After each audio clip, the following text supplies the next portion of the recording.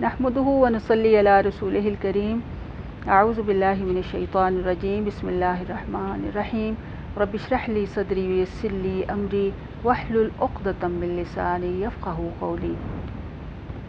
नबी सल्लल्लाहु अलैहि वसल्लम की दुआओं के मुस्तहिक़ किस तरह से हम बने, तो ये हम सीख रहे हैं।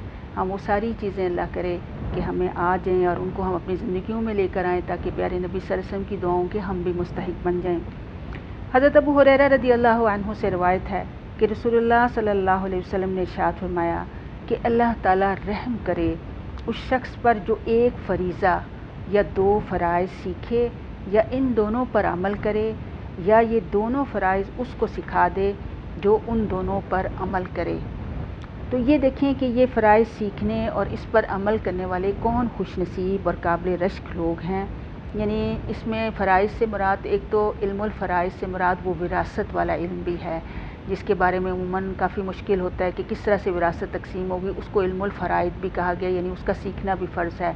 और वैसे शरीयत का हर वो काम जो शरीयत ने फ़र्ज़ करार दिया हो वो भी मुराद है। जैसे नमाज़ पढ़ना फ़र्ज़ है, हम नमाज को सीखें, ख़ुद भी पढ़ें और दूसरों को भी सिखाएँ। तो जो भी अल्लाह ताला ने फ़राइज़ जो हमारे पर आयद किए हैं, अगर हम ख़ुद उस पर अमल करते हैं, सीखते हैं और दूसरों को भी सिखाते हैं, तो इस तरह से फिर नबी सल्लल्लाहु अलैहि वसल्लम ने क्या फ़रमाया कि अल्लाह ताला उस पर रहम करे। यानी इस तरह से हम नबी सल्लल्लाहु अलैहि वसल्लम की दुआ के मुस्तहिक़ होंगे और नबी की दुआ तो कबूल होती है। गोया इन कामों को करने से अल्लाह ताला की रहमत हमें हासिल होती है।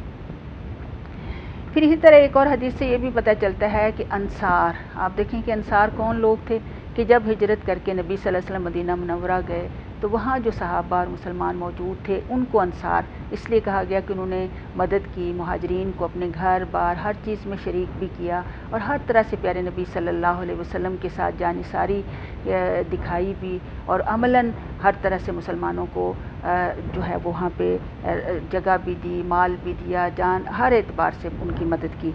तो सैयदना बरा बिन आज़िब रज़ियल्लाहु अन्हु से रिवायत है कि रसूलुल्लाह सल्लल्लाहु अलैहि वसल्लम ने फरमाया कि अंसार से मोहब्बत करने वाला ही मोमिन है और इनसे बुग़्ज़ रखने वाला मुनाफिक ही हो सकता है।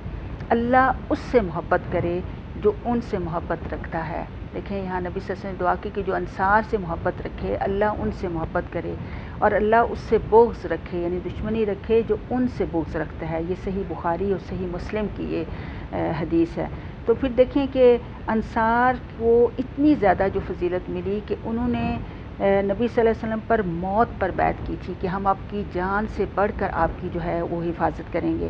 तो इस वजह से अल्लाह रब्बुल आलमीन ने इन अंसार को, यानी मुहाजिरीन के साथ इन अंसार के साथ भी ये कहा कि रज़ियल्लाहु अन्हु व रदू अन्हु, कि अल्लाह ताला उनसे राज़ी जो है वो हुआ। तो ये देखें कि उनकी फिर ये फ़जीलत जो हमें मिलती है। तो इसलिए हम चाहते हैं कि अल्लाह ताला की हमें मोहब्बत मिले, अल्लाह की पसंदीदगी मिले और अल्लाह की, हम चाहते हैं कि अल्लाह की नज़र रहमत हमारे पर हो, तो फिर हमें अंसार से मोहब्बत करनी है। और हदीस में मौजूद हैं कि कौन कौन से अंसारी सहाबा थे। सब सहाबा कराम हज़रत ज़ैद बिन साबित को जहन में लाएँ, हज़रत साद बिन उबादा को जहन में लाएँ। ये सब वो सहाबी थे जो जानिसार सहाबी थे।